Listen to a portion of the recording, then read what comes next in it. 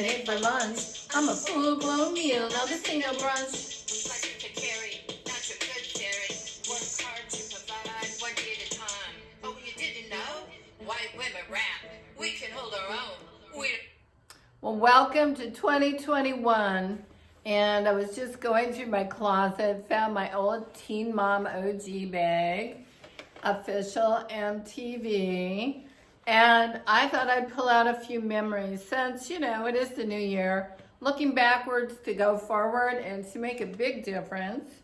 And I'm going to do something a little different today. I'm actually I got to thinking about the pandemic. And I got to thinking about how my great-grandmother actually passed away from the Spanish flu.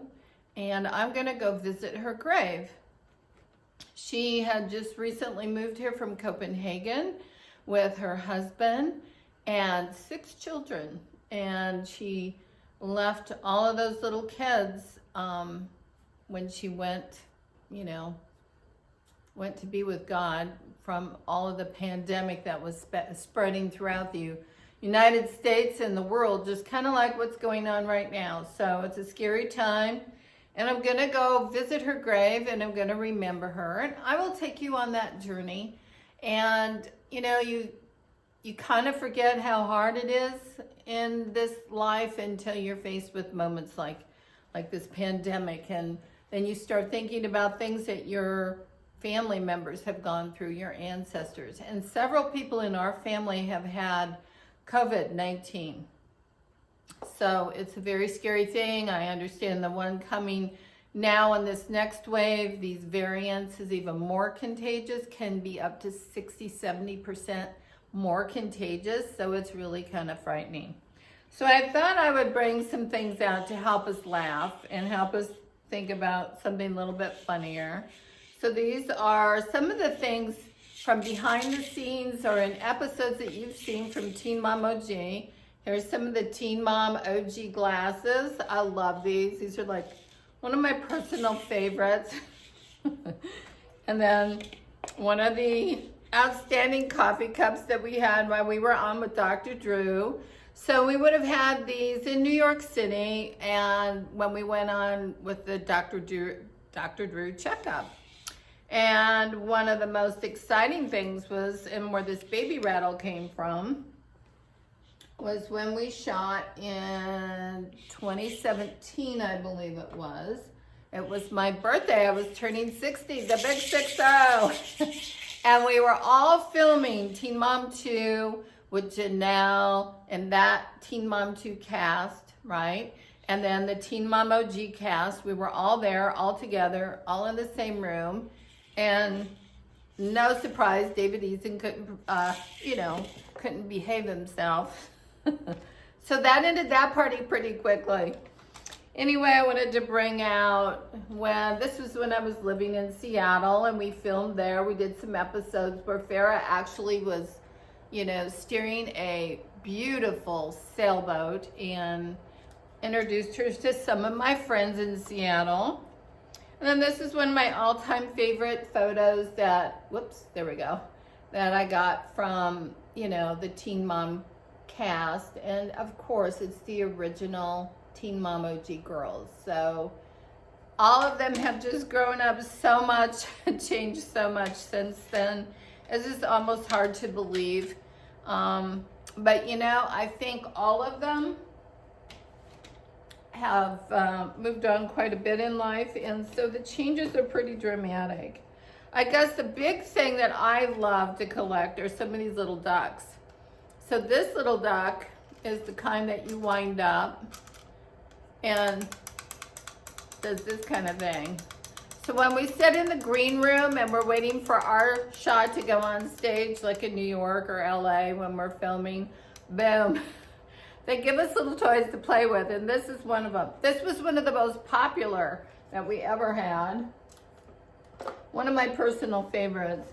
But I've got all these cute little ducks. A lot of them say Teen Mom on them. I think I have several that say Teen Mom before the budgets were cut, and we could still have things like that. But then they went to getting all these little cool little ducks. And I kind of love these more. So here's a surfer duck. And this is like a little devil duck. And what Sophia and I did with these ducks, these are the Teen Mom ducks, but see, they don't squeak. So that's a problem. So these have squeakers. So what we did with all these little ducks, all the little squeaker ducks, is we used them in the bathtub, and we would have like a little war, you know, we'd squirt. So if you press down on them, then they let go while they're in the water. Then they fill up with water, and you can use them like squirt guns. So that's what we did to entertain ourselves. But this little guy is for breast cancer. This little guy, again, I don't know, it kind of looks like some Pokemon. And then this duck is actually a flamingo. So I suppose that's when we were shooting in Florida.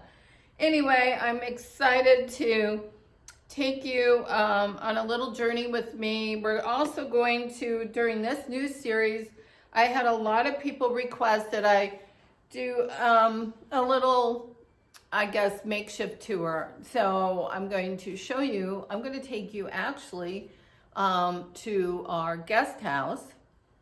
And I'm going to show you all the things I've been doing over there because I love to decorate. David cooks over there. So he's home, he's cooking, he's enjoying, he's brewing, he's bottling wine. So he's making wine. He's made, I think, a rosé, and he's made 2 or 3 reds while he's been home. In between the pandemics, you know, he's doing locum tenens up in North Dakota. So in between those tours, he comes home and then he decompresses with his cooking, his brewing, and of course Elsa. Elsa is David's pet. She is she's a very smart dog, and she's a Chesapeake Bay Retriever, and she loves the snow. I've never seen any animal love the snow more. So the other day we were having a blizzard. Elsa loved it. She ran right outside, and when David had the shovel out, Elsa wanted him to throw the snow on her. I've never heard of a dog doing that. I mean, and she loves to eat the snow. So she will just go out in the yard, find the deepest spot where the snow is, and we have a huge ball for her to play with. And so she's always trying to kill that ball. That's her big thing. So she's been working on it for about 5 years now. Soon I'm very sure that ball's gonna go flat. But anyway, I'm going to take you on a little bit of a tour of behind the scenes of what's going on in our lives right now. I'm also excited to tell you that I've been working really hard on a new album. My new album, I'm hoping, will be out the end of March or the first part of April of this year. And you'll see a whole different side of me. You'll see a whole different side of the music. And I'm really excited about it. Been working super hard on it. And it's taking a lot of time and effort to, you know, really contemplate lyrics. Lyrics are so important in sharing, you know, feelings and emotions that I think we're getting so much better at expressing. And I think we all need that more especially during a pandemic and during trying times. So I always do my very best to try to make you happy and laugh and, you know, laugh with you and have some fun. And the only reason I digress to take you to the cemetery is I find it fascinating to remember where you came from, who your ancestors are. And I think it's important to tell our children those things so they get a sense of who they are and how hard it was for their previous ancestors when they came to this country, or whether they're Native Americans, but all of the battles they had to fight too. It just doesn't start with us, you know. There's a lot of people that came before us. There'll be people coming after us. And it's great that we've got this technology now where we can actually, you know, create living documentation about our relatives, our family, our journey, and what's important. So anyway, of course, the most important thing is always love and respect and, you know, taking care of your family, taking care of that. And I just hope that 2021 will be a year of fantastic, good news along the vaccine front and getting everybody in a place that's healthier and happier, people back to work. Yes, indeed. I'm excited to go on the road. I want to do some fun things with some other fun moms, and I want to be able to share with you, you know, my new DJ skills. I want to share with you my singing skills. We're going to dance. We're going to have fun. And, you know, we're going to celebrate the fact that we have life and that every day is a gift. So, happy 2021 from Debz OG. And we will be taking a little car ride not too far from here where my relatives from my dad's side of the family came from Copenhagen, so, and Roskilde, Denmark. So we've been there, we journeyed there, and you know, we got to have a nice time there before my dad passed away, celebrating his and my mother's wedding anniversary. I can't even remember what anniversary it was, but it was like, I think 50 some years. Anyway, we had a great time. It's very cold there because their anniversary is March the 1st. So you can imagine being that far north, being up there on that cold ocean sea breeze that, you know, it was very cold, very icy, and we got to see some real snow and some very determined people to get out there and just keep going through it all. Anyway, God bless. We'll see you soon. Next, we're off to see my great grandmother, and her name, her grave, you will see, is Emily Sophia Danielsen. So, more to come. Well, we're out here in the snow, where a few days ago we had a blizzard, but thank God the sun is out. It's 40 degrees. And we are at Walnut Hill Cemetery. I wanted to show you the cemetery. This is a historic cemetery. It was established in 1864. So, as we all know, the Civil War didn't get over until 1865. So this was actually installed during the Civil War. That's how old it is. We're going to be walking up the hill here. And the entry is right over there. So you're going to walk up the hill. We're going to walk up this little, very narrow road. And for the majority of the time the cemetery has been here, it's been horse-drawn carriages that would bring in the coffins and, you know, come in here and do the burials. So now, of course, just not too long ago, we have gone ahead and graduated up here. But look at the oak trees. Aren't they gorgeous? I love these very, very old oak trees. And then we're coming up on my family over here. This would be my dad's side of the family. These are all people who came over from Copenhagen in a little town called Roskilde in Denmark. And it's very beautiful. No doubt about that. So Danielsen right here. This is where they are. Emily Sophia is up here. I just have to clear the snow off. So that'll take me a bit, and then I'll come back. Well, even the best plans can go south on you. So, because we've had so many snowstorms and blizzards and everything else happening here lately, I come up here, I've practically been like a gopher, and all I'm getting is grass. Now, I know there's at least 10 graves here. The problem is I can't find them. So, as you can see, I've been up here digging like a mad person. And so, out of respect, I'm just going to have to come back in a few days when everything melts. Hopefully that will be very soon.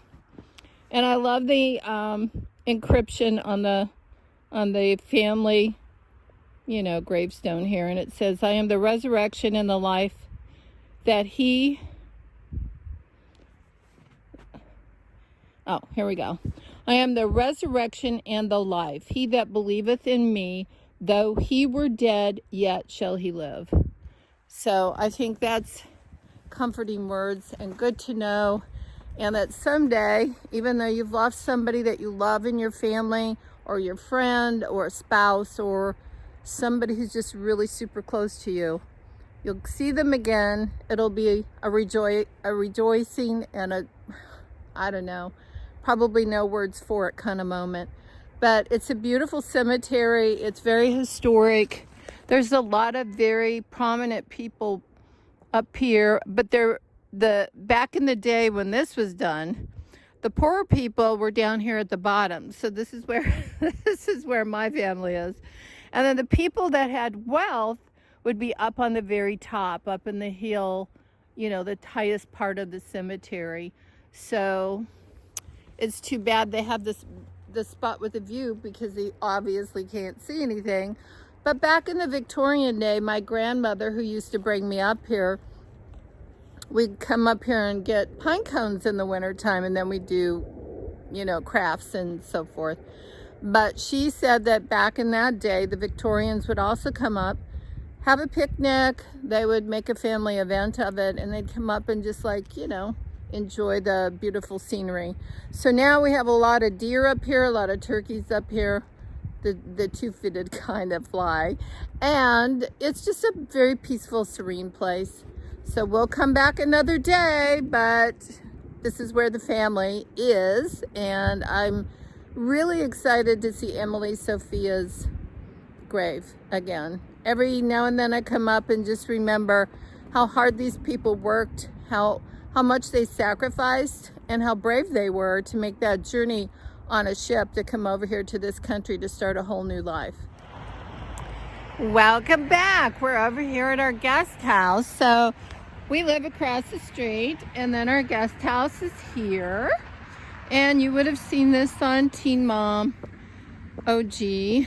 And this is where Farrah and Sophia lived for a little time. And we filmed here often, and we filmed across the street, of course, the majority of the time.